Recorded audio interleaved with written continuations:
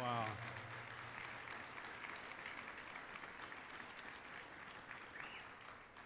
I must say the last 24 hours has been pretty interesting. I think my Facebook stock has gone up a little bit. Uh, Good afternoon. I'm honored to serve as the newly appointed Executive Director at the Center for Children and Families. First, I want to thank the Board of Directors. I want to thank the Norman community. I want to thank you for placing your trust and the stewardship of this amazing organization in my hands. I'm blessed to serve as the fourth director here at CCFI, and this is a responsibility that I do not take lightly. And I want to thank each and every one of you for being here with us today. So as I'm scrolling through Facebook yesterday, counting my likes, I saw a few questions. Who is this guy? Who is he? I want to know more about him. Well, for those of you who don't know, I grew up in the sprawling metroplex of Houston, Texas. And as a child, I always had dreams of living in a place where everyone knew your name, like on television. And here in this community in Norman, I feel like I found that place. I owe a great deal of that to my wife, Lynanne, and probably the Norman High School class in '94, who are ever present in my life.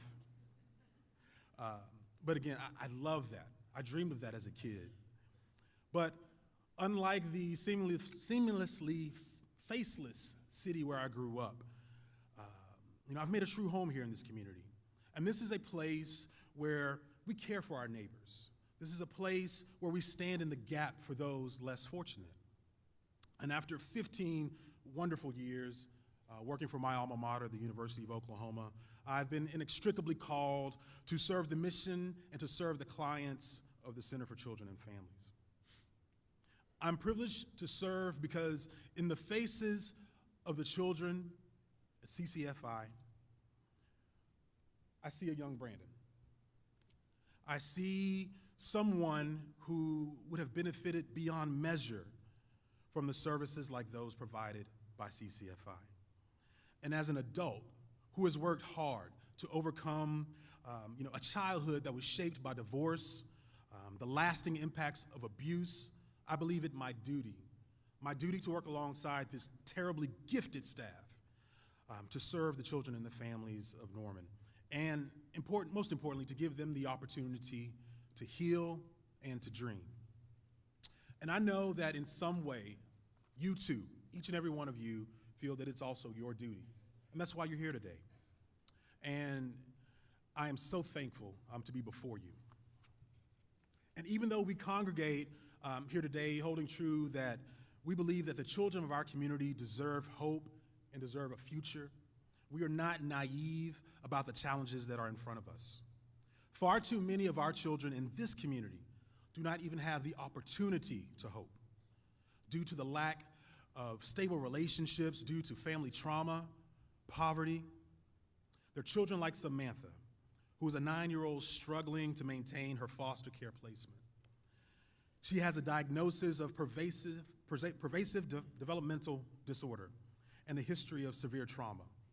She's been unable to focus and unable to engage with her new family. She spends her time zoning out, isolating herself, unable to find the means to engage those who are attempting to care for her the most. There are times that she doubted that anyone could ever love and support her the way she needs. And she says from time to time that she's scared of being sent away, as she has been done so many times before. Or there are children like Jones, 12 years old, who recently came to CCFI because his adoptive mother died after he was removed from his biological home due to his parents' illicit drug use. On the outside, Jones, he's confident, he's outgoing, full of joy. However, internally, he is desperate for support.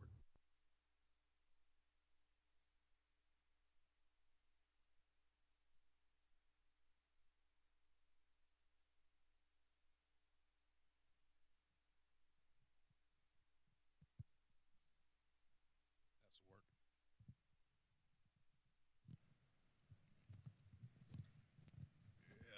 Now we're working. Okay. He's afraid to reach out and allow caregivers to really form bonds with him.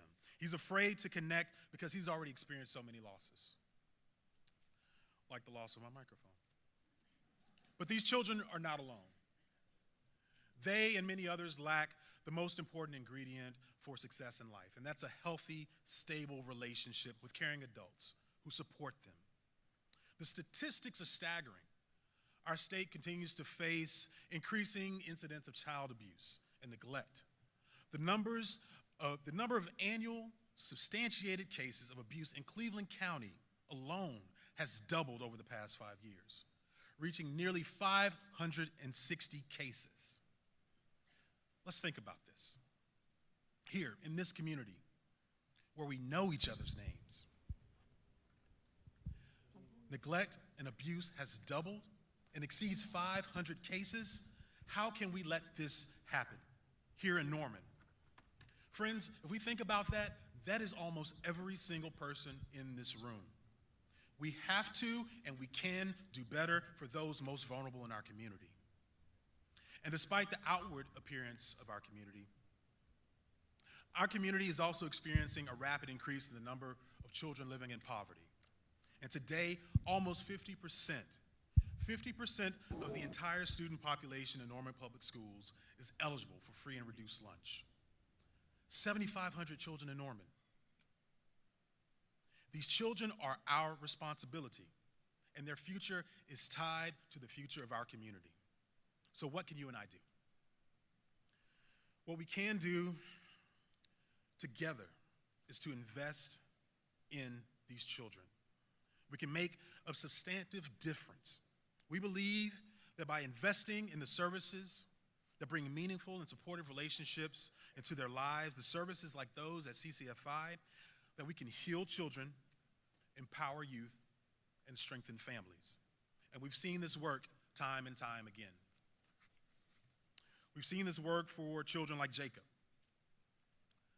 Leslie knew her son Jacob, a lively 4-year-old who had not seen his biological father, Robert, in over a year. She knew he needed help.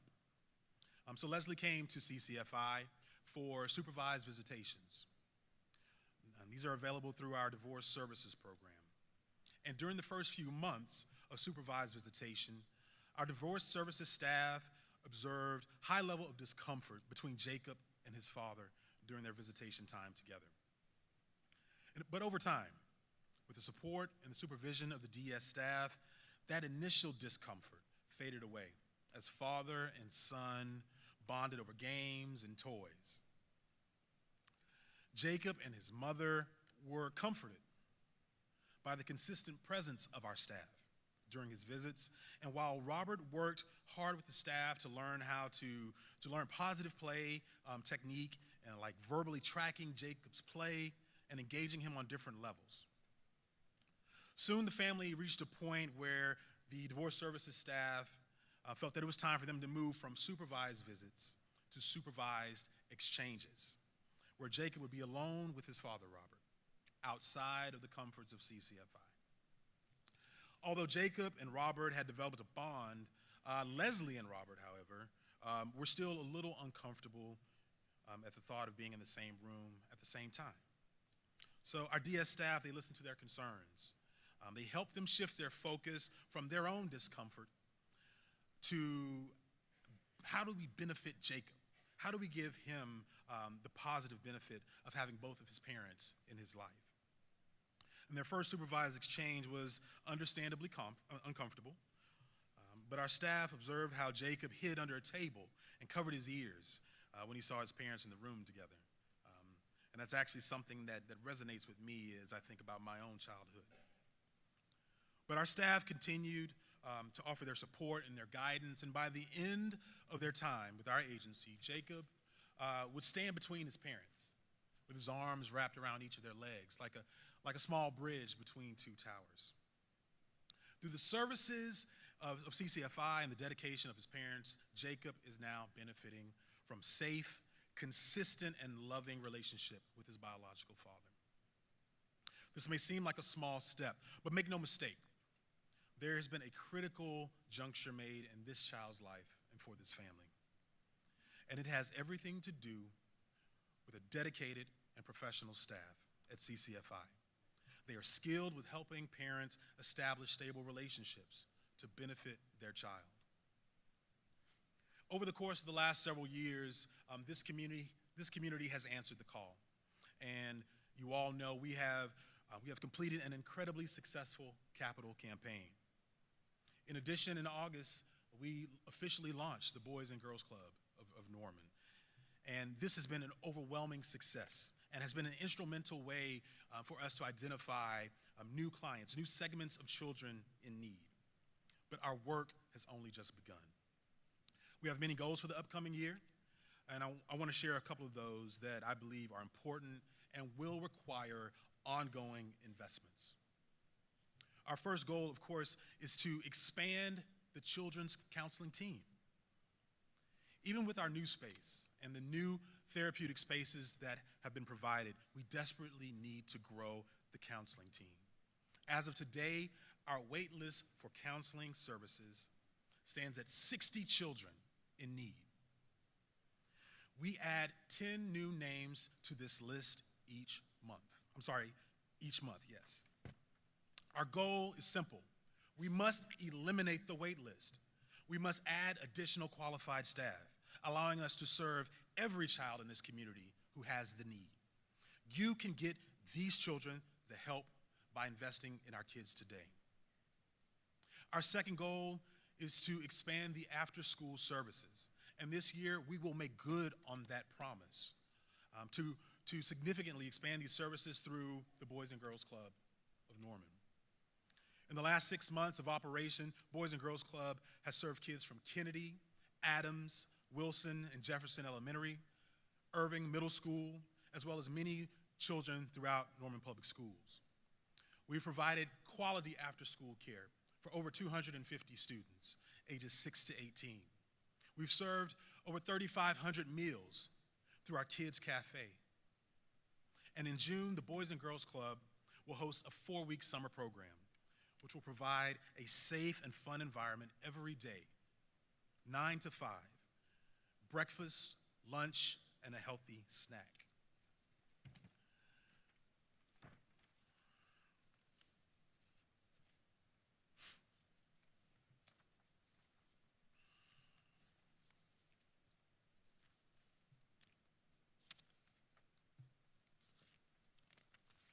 Somehow I lost the rest of my notes, but we're going to keep going. It is because of you. It's because of the investments that you make. It's because of the time you take, the energy that you provide, that CCFI has been able to sustain and grow in the ways in which it has. And we all know the challenges that are facing our state. We are facing a serious budget crisis. CCFI is not immune to that. One of our programs, Bringing Up Babies, a program that places counselors in homes to help new parents, expecting mothers, learn how to care, how to create a comfortable environment for their children. This program is in jeopardy. But I refuse to believe that this community, Norman, Oklahoma, will allow this to happen. This is a community that stands up, and we together will stand up for our children, stand up for those in need, and allow CCFI and the families that we serve to dream and to hope. I ask that you join us. I ask that you donate, that you volunteer. I ask that you help every child in Norman, every child in Cleveland County have the opportunity to heal and to dream.